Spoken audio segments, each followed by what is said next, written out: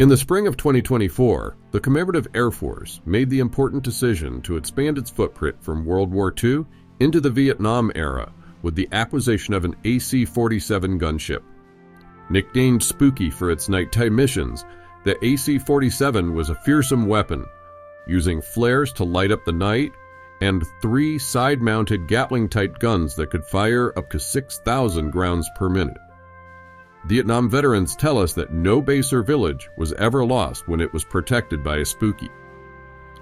The Gulf Coast wing of the CAF has been assigned the important challenge of bringing this aircraft back to the public as a fully restored AC-47 gunship. The maintenance and restoration work includes paint, interior fitment, and the installation of the flare racks and the iconic miniguns in the windows of the airplane. Come along with us as we restore this aircraft and bring its story of the veterans who flew and maintained the gunships. Thanks to a generous donor, we have received a $10,000 challenge grant. Your contribution will be doubled as each donation is matched dollar for dollar up to $10,000. So act now to donate to this project and help us return a fully refurbished Spooky to the skies. And look for it in a town near you in 2025.